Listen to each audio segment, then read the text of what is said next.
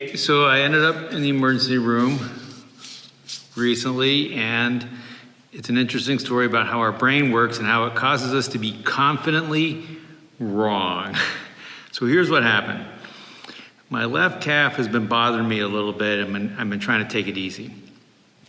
I had this 2.4 mile swim. It's no running, no biking, just swimming.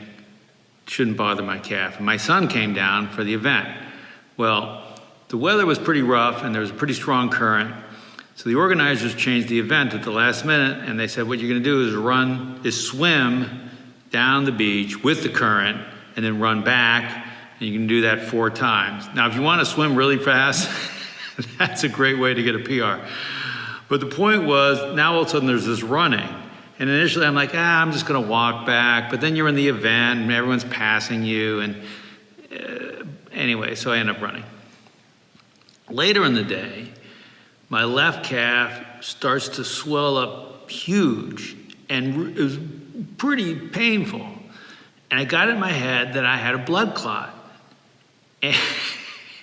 And Michael's there, and I'm like, you look at my calf. He goes, yeah, it's really swollen up. And look, I think your skin's a little bit red. And so I said, well, let's go to the walk-in clinic. So I'm driving to the walk-in clinic. I'm saying, hey, Google this, like symptoms of blood clot. And it's like, well, swollen, pain, red skin, warm to the touch. Is it warm? Well, I don't know. Yeah, maybe. I could, yeah. And so what else? Well, it's more prevalent in people over 60. Yeah, check. And if you have a heart condition, I totally have a blood clot. And now I'm starting to panic because I don't want it to dislodge and get in my heart and give me a heart attack, or get in my head and give me a stroke. So I rush into the walk-in clinic. I'm like, I have symptoms of a blood clot. And they're like, go to the emergency room. We don't have the imaging machine to confirm it. So we get back in the car, and we're driving to the emergency room. Of course, I'm still driving. And we actually have this conversation. Okay, if I get a stroke while I'm driving, then I'll try and, as my last act, I'll put the car in neutral, and then you reach over, grab the steering wheel, and coast. Of course, if you're having this conversation, you actually don't want to be the person driving, but we didn't do that. So I show up at the emergency room. I had symptoms of a blood clot. And one of the good things about it is kind of moved to the front of the line, and a doctor comes in. There's this young guy. He looks pretty athletic. And he looks at me, and he looks at my leg, he looks at me, he's like, and I'm going through this story about how I'm so sure. Like, I've looked it up on WebMD. These are all my, and he's like within like 5 seconds, he's like shaking his head like this. And so I stop, I'm like, no, you don't have a blood clot. I'm like, what do you mean?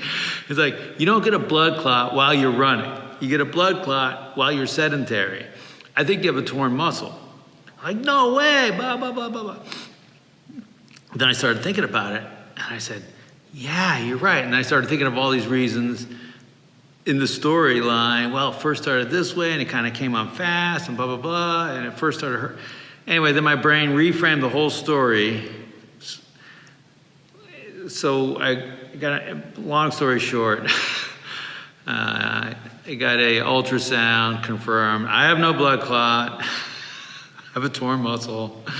But the thing is called confirmation bias. And what happens is when you get this initial hunch or idea or decision in your brain then looks for confirming information. And the internet's great for this. If you type in 2 words, it'll tell you how related they are and how A leads to B and B back to A. But it's because you searched for that. You're actively looking for it. And this confirmation bias results in us being confidently, absolutely wrong. I'm David Marquet. That's your leadership nudge. So I've got a link here to a video from Countable where she talks more about confirmation bias and gives some tips for how to avoid it. So share in the comments below if you found yourself victim of your own confirmation bias, and let's see what kind of fun stories we can generate from that. Cheers.